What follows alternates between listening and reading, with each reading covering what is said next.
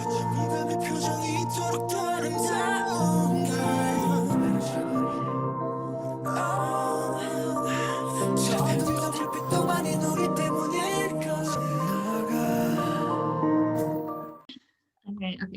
Hi, everyone. Welcome to the Everythinggoes podcast. I'm Ori, your host.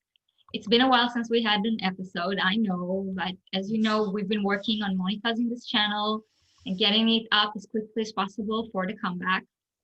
Because as you know, all the revenue from this channel goes towards the comeback. Um, so I really appreciate all of your support. Today we have a special guest. It's one of the admins for Funds for Bangtan UK. And her name is Michelle, and she's gonna talk with us and tell us a bit about her and what they do and everything else we need. And hi, Michelle. Hi, everybody. Really happy to be on here. Looking forward to it. Let's go. Yeah. Fine. Yeah. So let's start with, how did you become an ARMY? Well, I sort of fell into the Bangtan rabbit hole. I can date it. So it was one sunny Sunday morning, June the 3rd, 2018. And I can be that precise because my phone photograph thing tells me that that's when all the BTS photographs started accumulating. And now it's full of BTS photos. And I have no room for anything else. So a friend had been sending me snippets, photographs, GIFs of Bangtan, and I'd sort of resisted. I'd replied, oh yeah, they look interesting, and I didn't really do anything with it. And this went on for a few weeks, and then I was sat outside in my garden, and I just thought, you know what, I'm just going to download an album. And I downloaded. I was in between, so their most recent one was Love Yourself Tear, so I downloaded that. And I remember just sat there listening to it thinking, this is so not what I was expecting to hear. It was brilliant. And yeah, I was just blown away by every single track. And it because it was my first album, I suppose it's been my favorite album ever since. And every single track on there, I love it. From Singularity. I mean, when I saw that video, because I'd only heard them, and then I looked, then it was the definite rabbit hole stuff. So I went to YouTube, and I was sort of working forwards and backwards, do you know what I mean, like trying to gather everything. And I found Run really early on, and that was it really. It was that unique relationship of the guys, and it was just so much fun to fall into that and fall in love with their music at like the same time. And I've not regretted a single minute since, really. So, and then my first comeback proper was Love Yourself Answer. So it was Gintro, oh beautiful blonde Jin, in the rain singing Epiphany, not Epiphany, but and then sitting on my bed waiting for Idol to drop. And Idol I love, blown away by it, absolutely blown away by it. And I went on then to grab some tickets when they came into the UK. So I saw them at the O2 when they played there. So that was their first time. And then I was lucky enough to see them again at Wembley last year. And of course, I would have wanted to have been at Twickenham this year, but of course things intervened, and we never got the ticket sale here. So yeah, I know, it's just waiting to see them again. Oh. It's gonna be impossible getting tickets now. I know. I was just thinking that I'd almost wish that we'd had our ticket sales so that I could have grabbed them and held on to them. And I sometimes worry that we'll never have another concert, but you just have to keep hoping, really. So yeah. Did you ever have a phase where you're like in denial about your love for BTS? Oh, to friends and family, yeah, certainly. And in fact, I still do. I have another social media site that's like my personal one, not my Stan Twitter. and there's very little crossover. I have started doing it now, but it doesn't matter how many times I try and explain to people what they mean. I don't know, it sounds, people just look at me when everybody says that you find them when you need them, and it sounds such a schmaltzy thing to like say, and I can see people who aren't ARMY looking at me going, you need to like sort your life out. And but I think, but the simple truth is that it is just that. I mean, I hit my mid 50s, and things that I'd that had defined me, that I felt had defined me, was slowly moving away. So my son has grown up and moved off to university. Of course I still see him and things, but so everything in my life was changing, and I felt really adrift. I didn't know who I was again, and that's what they gave me. They gave me a way to find me again, I guess, and to realize that I'm at a different stage in my life, and I'm not sure about it, and was quite unhappy about it in some ways. But actually, they made me face that. I guess it's not that they've solved any of the problems; they've just given me a way to look at it differently. And it's why I love Idol, because belting out "You Can't Stop Me Loving Myself" is something quite self-affirming for me, and I sort of listen to that song every day. I mean, it's just yes, I got this. Yeah, it really is. Like, for me, I went through a love myself journey way before BTS, like a few years before I got introduced to BTS. So I did my own thing. I was like, I'm not really happy with how I am, and I started working about things like to change myself and all those things that I didn't like about myself. And so I already did that journey without them. No. But I found them when I was at a standstill, like in life. Like I was in the middle of my PhD. I was just in the middle of everything. Like there was nothing new, nothing exciting, nothing. It was just regular. And all of a sudden I found them, and I found like it felt like a boost of energy and life, and I felt invigorated, and like I didn't really, for me it wasn't the moment I needed them the most, but they gave me such drive that it's so strong. Yeah. Music. Yeah. I mean, I did, yeah, I've done things that I never thought I would do, and that's and I think because they gave me that confidence to sort of try it. So I did go off to like the O2 on my own. My family were like, "You're doing what now?" And I went there, and I was one of those people. I'm only ever going to buy one version of the album. Why would you need more than one version? I'm not doing the plushies. Light stick now. I can do a concert without a light stick. And I'm sat here 2 years later, sort of surrounded by Shuki, and multiple versions of all the albums sat on my shelf. And a very proud owner of like a light stick. And I actually have a new light stick, but because that one hasn't been to the concerts with me, it's still in the box. I can't give up my version 3. It out for the one concert. Yeah. It's incredible, the things like really they give you a new appreciation for yourself. Like I've avoiding social media all my life. I'm an introvert.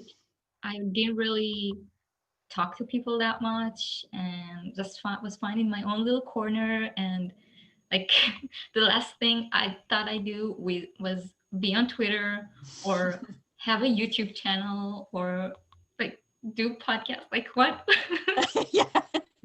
What has my life become? But it is great. I mean, this year I was lucky enough to get on the Army Academy course for Korean, and so it's like learning a new language. I never thought I would do that, and it's fascinating. I mean, the things you can do with Army that's like another whole facet of the thing out with of enjoying the guys and their music and how they are. Is Army's incredible. Absolutely incredible. Definitely. 100% with you. Army is incredible. And and it makes me so angry to have us talked about in a way that puts us down, that doesn't recognize the power and the force for good. Yeah, I feel that we are empowered by Army just as much as empowered by BTS. Like I feel I have like this whole backing of strong women behind me. And I know Army is diverse. There are men too. Like they were on this podcast as well. Will be more, but still, they have such a strong, powerful fandom that is mostly women. And and to be there, like there for each other and supporting one another, and seeing the incredible things that ARMY has been able to achieve. It's just so empowering to be a part of this fandom. Yeah, absolutely. And that sort of makes you want to give back as well, when you see how much people appreciate it and how much you can get out of it. Yeah. It sort of empowers you to want to give back in like any way you can. So I mean, you know, you love doing the podcast and people love watching you. You know, I choose to do other things. The sort of fan art, you know, fan artists, fanfic writers. It's so broad that, you know, the people that tutor people through UCAS applications for us and stuff like that. I mean, it's incredible. Lawyers, you can get legal advice, army legal advice, and it's yeah, incredible. I've been part of fandoms, different fandoms, all my life. I guess it's the sort of thing that I like being part of, but it's never been anything as all encompassing as this. Yeah. And also, of course, when I was younger, we didn't have the social media, you know, there was no way to connect to people other than writing a letter, or, you know, so this makes it much more accessible. And it's and yes, we, you know, there are times when I you see things on Twitter and you think, oh my gosh, no, this is just awful. But we're huge, and you're always going to get that. It's just, you just have to learn to, as Jungi says, you know, take control of what you can, you know, put your hands on what you can control, and take your hands off what you can't, and you know, make your stand, and just say no, basically, if you're not agreeing with it. But there's no need for a pile-on. I think I don't like to see that. But on the whole, I think that's a small part of what ARMY is. Yeah. What kind of music did you listen to before BTS? Oh gosh, I'm quite eclectic. I guess when I was younger, like, oh my gosh, yeah, this is going to make me ancient. So like the first bands that I liked when I was sort of 9, 10, 11, it would have been people like the Osmond Brothers and David Cassidy. And from there, I sort of went forwards and backwards. So there was a lot of pop stuff, but I went back to things like Frank Sinatra, the Beatles. Yeah, I'll listen to just about anything, really. and now I listen to nothing but Korean. And actually that's worked too, because I although BTS is really the only one that I stand, but it has brought me to people like Epic High and other JK. Yeah. So I don't listen to a lot of other groups really, but so people that they've collabed with, or have held talks with, or have talked about as being influential in their past, I've tried to sort of listen to, and it's also brought me to, you know, because I'm not a demograph for sort of rap really, but I'll get up there and fling hands now, and I find it quite empowering, you know, to just, I'll get up there and shout that if I'm like having a bad day. There's nothing better than putting that on loud and yeah, just throwing things. There's definitely something very powerful about it. Like yeah. very effectively. Yeah. Do you have a bias in BTS? Yeah. I mean, I adore all of them. But I always say that it's Yoongi that speaks to my soul. And that it was quite a slow thing. So it didn't occur to me that I should have a bias at first, because I was sort of new to that. But then I mean, they're all gorgeous, so you can't really go on looks. But in my sort of dive backwards and forwards through their music, I eventually came across Wings, and I listened to First Love, and I cried without ever knowing what the lyrics were. The sort of and then I watched him sing it, you know, so concert videos and things, and it just spoke to me. It ripped me apart.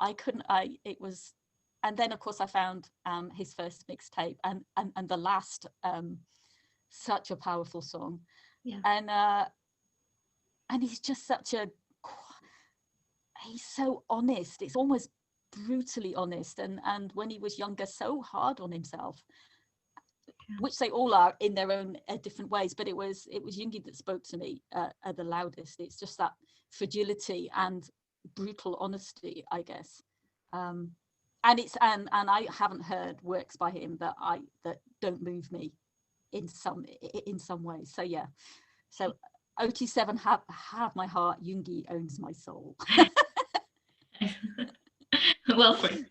I actually listened to First Love today, and it's my favorite up until D2 came out. First Love was my favorite Yoongi solo song, mixtape included. It was just, there's something so,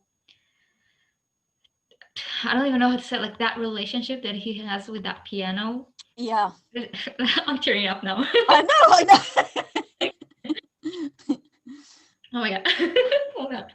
You okay? What have you done? Yeah.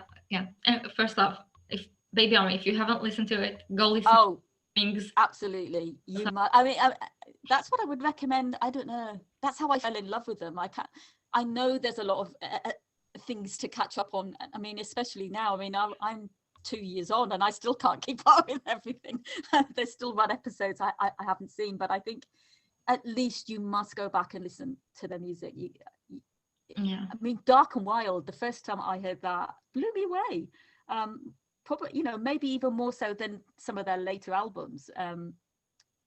It's just, yeah, I mean, it's wonderfully named because it is Dark and Wild. There are some fantastic songs on there. And in a way, I guess, when we were waiting for Map of the Soul 7 to come out, I wanted something darker and harder, and I think we got that in like a lot of ways. It sort of reminded me a lot of how they bared themselves in Dark and Wild. It was a different era, they were bearing different fears, but a lot of it felt as resonating to me as that album. Yeah. And I think it is often overlooked. I don't think a lot of newer ARMY get back that far, Yeah, I hope they do. I hope it takes time to go through it. It does. Like, yeah. If you join now, like there's a lot of stuff to catch up on. Yeah. Oh yeah. It's like I haven't even watched the last episodes of In the Soup yet, and I guess they're on my list of things to sort of do. And I think I've got to get this done before comeback because there'll be no time during comeback to do it. So yeah, you really need like to just take 2 full days out of a week. Yes. For BTS stuff. There's so much stuff to see.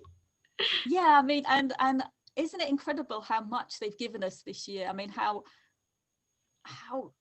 I mean, everyone's lives have changed, but they were expecting to go out on this massive tour with their new album that they put so much into, and to have that taken away must have been, well, and they've said it floored them. They didn't really know what to do or what to think about it. And yet to come back and do what they did, I mean, there wasn't hardly a week went by when they weren't giving us something, Yoongi's radio programs, their sort of dancing games. It was just, and to have that to look forward to was actually, that kept me going, to really, it really did. Like you said, like they were planning it wasn't just a tour. There was supposed to be an ARMY hotel. There was supposed to be like, they were talking about the city of Dionysus or something. Yeah. And it was supposed to be like a festival, like this entire thing that was, I think, was gonna change how concerts are being held, because it was supposed to be this really grand, epic festival, and like they were planning stuff around the Olympics, and it was supposed to be insane, and I'm sure like that pain had to hit them. Like we know that it hit them hard, and to see them constantly week after week show up and do those V lives and do those live streams and communicate with the ARMY and share that pain and talk about how much, like you said, it really kept me going, like knowing that they're still here and they keep like cheering us up even when they're down. And I mean, I'll never forget, the V Live popped up, and was it Jimin, Yoongi, and Who did the dancing? I think it was Jin, It was Jin. Jin Yoongi, definitely Yoongi, and Jimin. Yeah, it was, and I just cried with like laughter. It was just so unexpected to see them out there doing Havana. It's just like, Yeah. Or like the Namjoon V-Live when they did the scratching thing, like and they were both singing the song. oh yeah. Hilarious. And Hobie and his bracelets. I mean, bless him, his beads were going everywhere. It was just. He's like, I'm really sorry, this is taking so long. I'm just making a bracelet. Yeah. And then in between that, releasing music and Dynamite, which I'm sure we'll talk about later, our sort of wild, unexpected child. Definitely unexpected. Yeah, but now we have, thanks to this entire thing, we have a new album coming out, which I am so excited and nervous, and I'm like, is it gonna destroy us? Is it gonna uplift us? What is it gonna do? I think it's probably likely to do all of those things all at the same time. It gives me the warm feeling, to see their little the handwritten track list and the little handwritten notes. Yeah.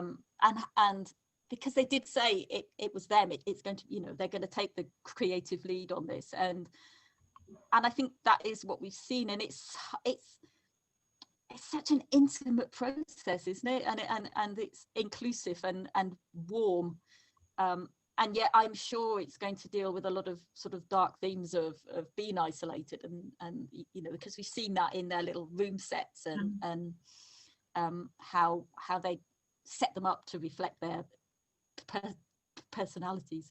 If you had to inhabit one of those rooms, which would you choose? Oh, it's a hard one. Yeah, it is. I think either Jungkook or Namjoon. The two. Like, Namjoon just feels like it will put you in such a zen mode, and you will like feel calm and centered and so in tune with yourself, and yeah. So either Namjoon or Jungkook. Just, I love music so much, and I grew up with a lot of music around me all the time. Okay. My father loves music, and to the extent that he kept changing the speakers at our house and the audio system, and we were the first to have surround sound and like in our area, and like he really loves music and audio and everything that has anything to do with it. So I grew up listening, and he's like really eclectic in the music that he listens to. So I grew up listening to everything and a lot of it. So either Jungkook or Namjoon. What about you? Yeah, I would agree with Namjoon actually, because I like to do a lot of reading, and it did it looked sort of light, and that sofa just looked perfect that you could sort of curl up or stretch out on. I think if I had to spend a lot of time, I would choose that room. But my background is in plants, so I studied horticulture and then went on to do plant biology. Yeah. And so it would also be Jimin's room, but with not quite that many flowers. But I would like to have lots of flowers around, or sort of access to them. Yeah, I'm not green thumb to keep them all alive. I'd like to be able to walk around it as well. But also, I thought it was interesting. I mean, obviously every room reflected them, and you can read into that what you like. But I like the way that some of them were pacing around the room, couldn't really settle in it, and that gave me quite an uneasy feeling, which makes me think that some of the tracks are going to be sort of taking that uneasy feeling about being inside somewhere, not being able to connect. That's what I'm thinking anyway, but it's BTS, who knows. The thing is, like half the tracks are going to be like upbeat, but the lyrics are going to break you. Yeah. And I think everybody's saying that Stay is going to be the sort of we are bulletproof eternal moment, and is going to have us in tears. So yeah, yeah, we'll see. Like, I think maybe what's the song? Uh, uh, what was it called? Disease. oh, disease, yeah, Because they wrote it like in my head is this is, and not yes. like this. What was the name of this? So disease I think is gonna be either like a really hard rap thing or something absolutely devastating. Okay, Yeah, isn't it? Yeah, I can't. Yeah, we've got a whole another week, but yeah, I can't wait. I mean, my comeback's going to be different from like a lot of people's, which we'll come on to later as well. So I'll be lucky if I hear it through once, really, before the madness starts. So. What do you think like the subunits are gonna be? Do you know? They've said that there are going to be, and God, you know how ARMY loves to look at all the photographs, because they do. I mean, I can't believe. Now we know what the track list is, and ARMY have gone back and said, yeah, but they said this here, and so they'd already given us the title track name, and nobody guessed that. It was just so I don't know. I'm just happy for like anything. I'm sort of glad to see that there's not a collab track on there, so that it is all them. And I'm sort of thinking that it might even be all OT7, despite the fact they've said that they're talking about subunit tracks. I would love a Tay and Yoongi track, only because I just I'd like to hear Tay rap on it. But I don't know if that's ever going to happen. But whatever I mean, I love when they split into subunits. So whatever they give me, I'm gonna be happy. Every option is a good option. Yeah, absolutely. There aren't any ones you think, oh no, I don't oh no, I mean, I wasn't expecting any of the ones on Mot 7. So, and Vmin was fantastic. I mean, all of them were so different and so very them.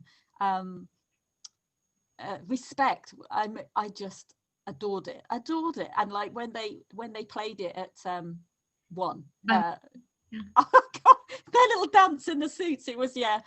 And I know, and I'm in a way, we probably wouldn't have seen that a performance, because I don't think it would have come out on their live tours. So so it was lovely to see it there. Yeah, I think they did like every song from Map of the Soul 7 except Louder Than Bombs. Oh yeah. The problem child. Oh dear. Song I was most looking forward to see it live, because I'm not a fan of the studio version. I know it's so controversial. Oh, what are you going to say? I love the lyrics of Louder Than Bombs. Adore it. And I love the vocals of Louder Than Bombs, like Jimin like belting and that soft rap, like Namjoon and Hobi and like all that, like perfect. But the production of that song, I really don't like it. I think it's like it stays the same throughout the entire song. There's no, like, I don't need a climax necessarily. It's fine if it does the opposite, like gets really small. Doesn't do anything. It's just like the melody is the same the entire song, and it's driving me crazy because I feel like it doesn't give the song like it like when the music is like always the same, it kind of makes it a bit boring, like and like relies only on the vocals to save it. Yeah. So I felt like when you see BTS live is always better than video. Oh, for sure. Yeah. I'm sure that if I see it live, like I would love it, because I do love the lyrics and I do love the vocals. So I was like, I'm sure live it will just come alive. But we didn't get to see it. We didn't know. It'll have to join that list of ones that we'll have to wait for festival. Yeah, Paradise and yeah, those. Start a club. So let's talk a bit now that we're really excited. There's a comeback. We have a lot of preparations to do towards the comeback. Speaking of, there's a video on this channel. I will link it at the corner, the eye. With the we talk about like preparation, goals, and how to streaming guides on all the different platforms. So check it out if you haven't yet. And even if you have, just check it out and watch the ads and do everything that needs to be done. but you're part of a group that's really preparing for the comeback. So let's talk a bit about funds for Bangtan UK. Yeah, we're actually funds for a BTS UK. BTS UK. I'm sorry. It will have. Yeah, no, right. No, it's fine. But yeah, so I can't believe this. We're so funds for BTS is basically we're a team that funds like other funding bases. So we fund UK armies to purchase a digital music, with the aim of supporting armies who cannot afford to do so themselves, while at the same time supporting BTS in the charts, particularly here in the UK. It's a very different chart from like Billboard operates in like a different way. So we have to have different goals and different methods of sort of being able to break that wall down. And then also, obviously it carries over to like the worldwide charts as well. So as far as I know, because I've only been an army since 2018, there has never been a funding base in like the UK. So our first funding was for On, so MOT7, and from a funding point of view, I can't believe our journey from when we first did that. I can't believe it was only in February, and we've done so much and traveled so far since then, and we're all really proud of like the work that we do, and also of UK Army for trusting us, because it's an incredible leap of faith for people to give you money.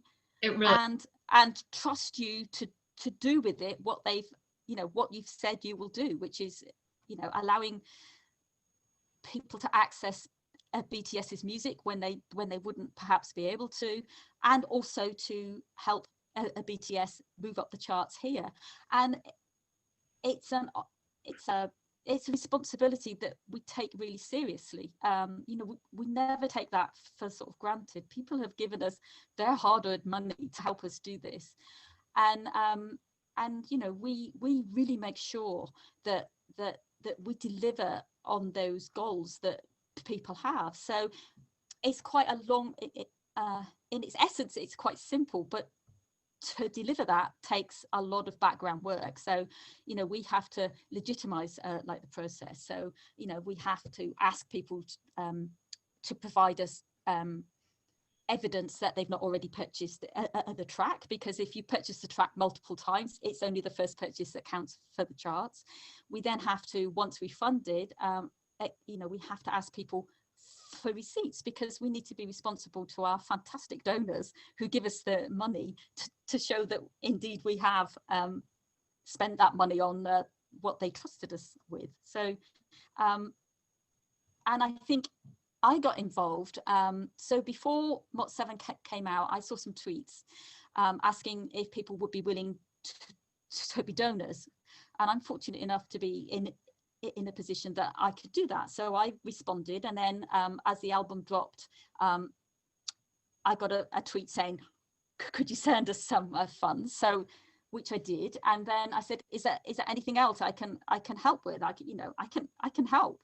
And and that's how I found myself to be an admin. And for that first funding, it was such a steep learning curve. And I think over the period that we funded for, which is just about short of 4 weeks, we funded 1,200 singles, somewhere around there.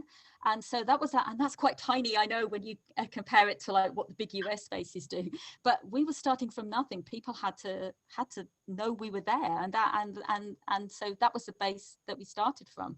And with each comeback that we've done since then, we've sort of improved our work. improved our processes, because it became apparent very quickly what we needed to do to reach more people and reach more UK Army, and also to make the way that we run it more efficient. And so I'm really proud of the way that we've learned along the way. Like, it became apparent that it wasn't enough to just give people the money. You know, we had to talk them through how to actually buy, because, you know, people might know how to buy on iTunes, but what we need is for people to explore other platforms too, if we're going to maximize those sales. So, you know, we would have to talk them through how to buy from Amazon, how to buy from Tidal, how to buy from Google Play when we had it. And so then each admin, it starts taking longer when you need to explain how you have to do. So after that funding round, we put up and made purchase guides, how-to guides, you know, exactly like with screenshots. You need to click here, press this, and we've continued growing and doing that. And then I guess the next big jump came when we decided, or several UK bases, because we've always been sort of like, in the UK we have lots of big bases, but they don't necessarily cooperate together, and we decided that the best way to sort of grow our presence and to grow BTS's presence on the charts was to collaborate. And so we of UK fan bases. yeah. So we're so lucky to be approached by some fantastic bases. So I'm going to give him a shout out. So we've got Bangtan UK, we've got BTS Radio UK, who are we had UK streaming, and then we had BTS UK Unite, and us, and we're the sort of magnet of that fan base collaboration, both in terms of time that we've been operating and in terms of our sort of reach to other army. And I think it's the first time, you know, it really came together where we had, so we were planning for the next album after MOT7, and we decided that we would build a card, which we have. So that's BTS on the UK charts, so btsuk.card. And it's got everything, you know, how to buy, how to stream, where to buy, where to stream from. All our guides that we've done for how to purchase from various places. Our UK goals are on there. Links, yes, we can do links. Below. Apparently you can't put a link up there unless it's like something very specific. Oh, okay. Description below. And so we were already working on that when BTS dropped Dynamite, or said that they were going to give us a Dynamite, our sort of unexpected wild child burst of serotonin of a single. And so we switched then. So the card was already in place. We switched everything for like Dynamite. And it's really the first time that I felt that the UK had a chance, you know, that we were really getting to sort of grips with this, because, you know, we've always been able to chart. We've had albums that have gone to like #1.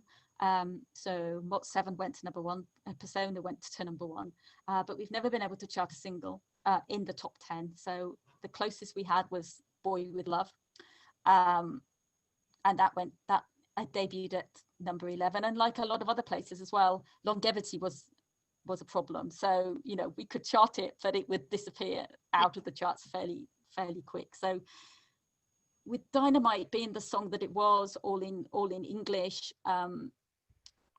we really put it together, I think, and so that was the first time that we put that plan into action. Mm-hmm. All of the fantastic bases, we all played our part, and I think we've got some questions later about what it's like running a base, and Dynamite was still just the 3 admins then. And we couldn't believe it. So for sort of like I said, we did about 1,200 download sales. Dynamite, over a 2-week period, we did 8,500, near enough. And that actually accounted for about a third of all the downloads. That's incredible. Single sales. But it was just the most, I mean, we were practically in tears. We were so tired. There was just the three of us, and we funded every hour that we had outside of work. And then they kept dropping new remixes, and we'd be like, no.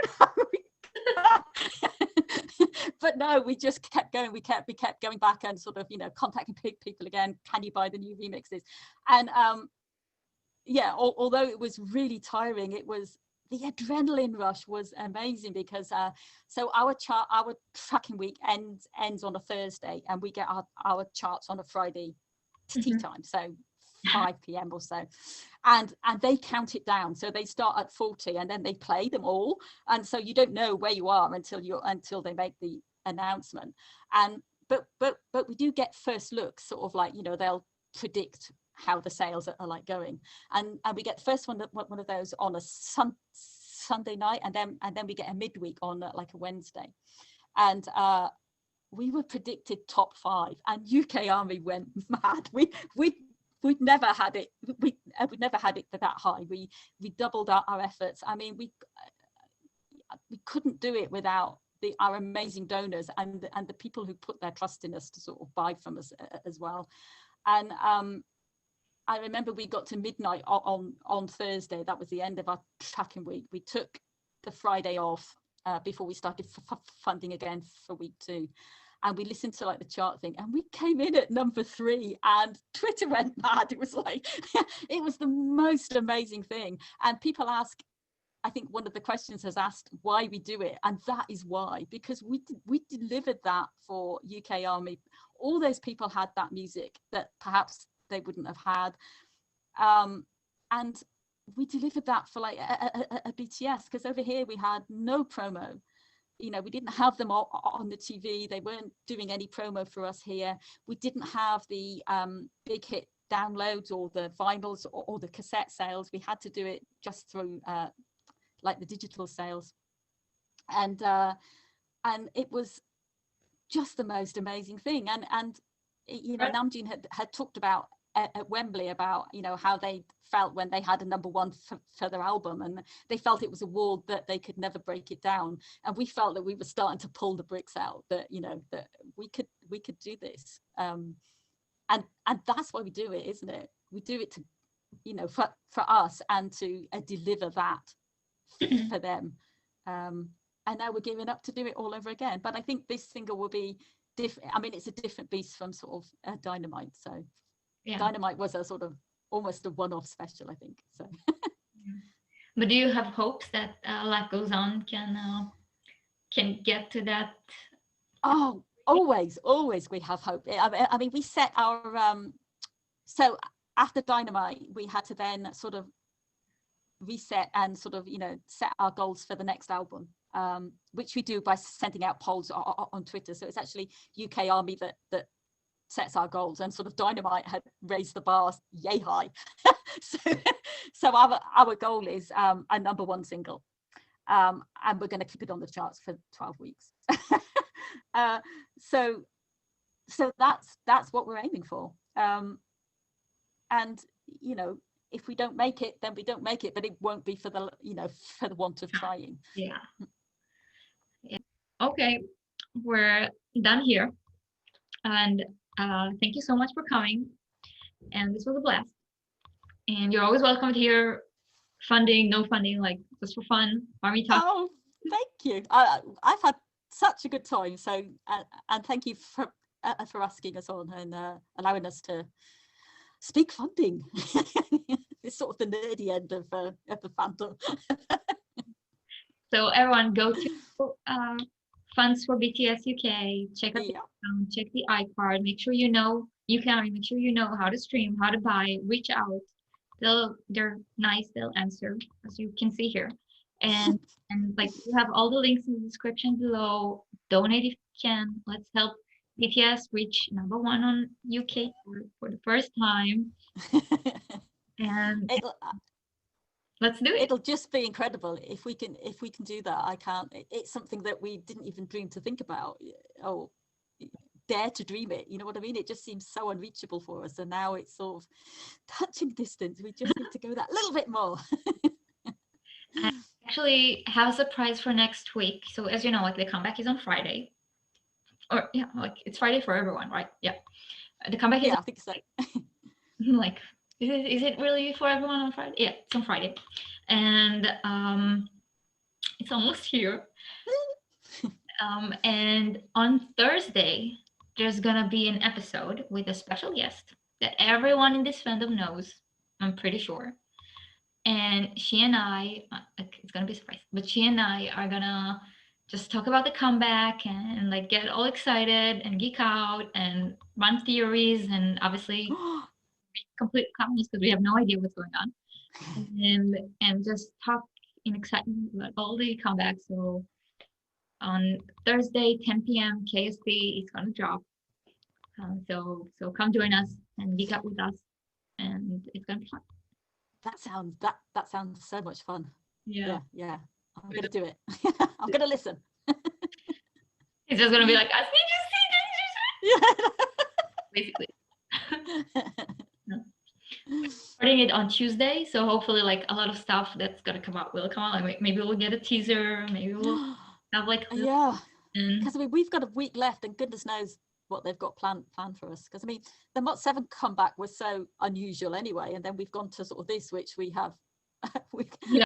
We've got admins at some of our bases screaming like, "We need to know things. You need to tell us things." It's like, we don't know what to do. So weird. Like in Map of the Soul 7, we all of a sudden had a map. We've never had a map. I know. Turned out to be extra confusing because how they wrote like the lead single. So people were like, this isn't the lead single, this isn't like, that whole mess. And then we had Dynamite, which was like chaotic, just chaos, complete chaos. And now we have this, and we have the deluxe version, but there's no standard, and Yeah. nobody has any idea what's actually going on. We got the concept photos and the track list so quickly. Like usually we get the track list like 2 days before. Yeah. It's always the last thing that comes out. So we get a track list, but we don't have a teaser, but we get photos. Like it's all who's in charge of this? BTS likes keeping us on our toes. Yeah, absolutely. Yeah. That's why 12 p.m. 12 a.m. KSD phobia is a real thing. Yeah, absolutely. Yeah. So for us in like the UK now, because our clocks changed a couple of weeks ago, so that's 3 p.m. 3 p.m. is our phobia time. Yeah, it's at the time when we put on the clown makeup.